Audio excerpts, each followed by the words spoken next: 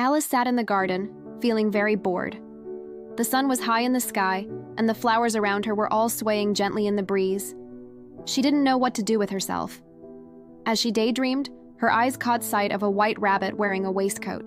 He hurried past her, muttering to himself, oh dear, I shall be late." Curious, Alice followed him. He hopped down a rabbit hole, and before she knew it, Alice had fallen in after him, tumbling down through the dark tunnel. The fall seemed to last forever, but finally, she landed softly on a bed of dry leaves. She stood up and dusted herself off, noticing a small door in front of her. She knelt down to look through it and saw a beautiful garden on the other side. "I'd love to go there," Alice exclaimed, but the door was locked. She noticed a key on a glass table. Picking it up, she tried it in the lock, but the door was still too small.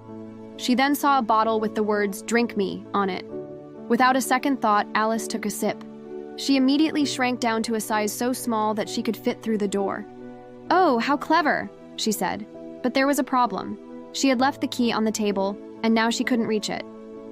Alice looked around and saw a cake with a sign that said, "Eat me." Curious, she took a bite. Instantly, she grew to a gigantic size, so large that her head hit the ceiling. "This is getting ridiculous," Alice muttered to herself. After a few more tries with both the cake and the bottle, Alice managed to shrink to a more reasonable size. She squeezed through the door and stepped into the lovely garden, but before she could take in the scenery, a white rabbit appeared in front of her.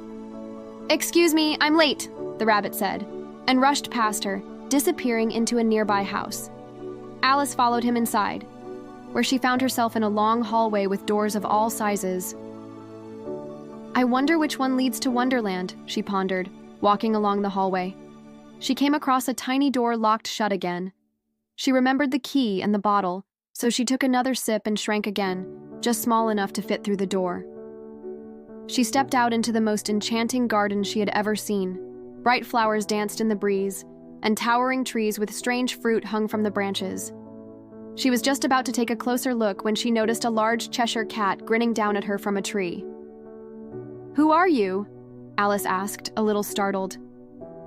"Why, I'm the Cheshire Cat," he replied with a wide grin. "I can tell you what you want, but first you must tell me what you are looking for." "I'm looking for the white rabbit," Alice said, her eyes sparkling with curiosity. "Then you can go this way," the Cheshire Cat said, pointing in one direction, "or that way," pointing to the opposite side. "Both will lead you to the same place." Alice frowned. "But I don't want to go to the same place. I want to find the white rabbit." "Then you must choose," said the cat, who then disappeared, leaving only his smile hanging in the air. Alice decided to follow the path to the right, where she encountered a strange tea party. A Mad Hatter, a March Hare, and a Dormouse were seated at a long table, enjoying their endless tea. "Why is a raven like a writing desk?" the Mad Hatter asked, holding up his cup. Alice sat down, puzzled. "I don't know." "Neither do I," said the Hatter, laughing. "You must answer the riddle before you can join us." Alice tried to think of an answer, but the more she thought, the more confusing everything became. "I don't think I understand any of this," she said, laughing nervously. "Of course not," the Hatter exclaimed. "No one does." With that, the tea party continued, the table growing messier and the chatter growing louder. Alice had no choice but to leave. She wandered deeper into Wonderland, where she met a caterpillar sitting on a mushroom. "Who are you?" he asked in a bored voice, puffing out smoke from his hookah. "I'm Alice," she replied, still unsure of everything. "Who are you?" the caterpillar repeated, clearly not satisfied with her answer. Alice paused.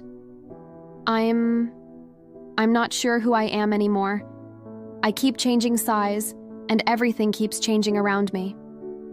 "Well then," said the caterpillar, taking a long drag from his hookah, "take a bite of this mushroom. It will help you grow or shrink depending on which side you eat."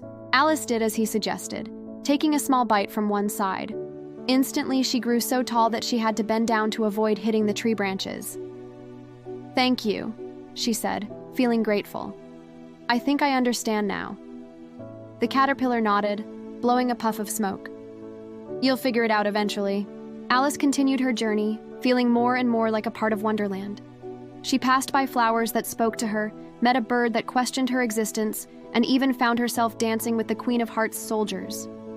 But it wasn't long before Alice found herself standing before the Queen of Hearts, who was angrily yelling, "Off with their heads!" Alice couldn't believe it. "But Your Majesty, I've only just arrived." The Queen didn't listen and waved her hand. "Off with her head," she ordered, pointing directly at Alice. Alice stood her ground. "Who are you to tell me what to do? I may be small, but I am not afraid of you." The Queen's eyes widened. "How dare you!" she shouted. "Seize her!" Alice stepped back, her eyes sparkling with defiance. "I'm done with this madness," she declared, her voice strong. "I'm not going to let you control me." Suddenly, Alice was pulled back to reality. She blinked her eyes and found herself back in her bedroom, lying on the floor. The sunlight streamed in through the window, and the world outside was calm. Alice sat up, confused. Was it all just a dream, she wondered? Or was it real? She smiled, thinking of all the strange creatures she'd met and the lessons she'd learned. "I'll always be the master of my own fate," Alice whispered, "and no one will tell me who I am." With that, Alice stood up and walked out into the garden, ready for whatever adventure might come next.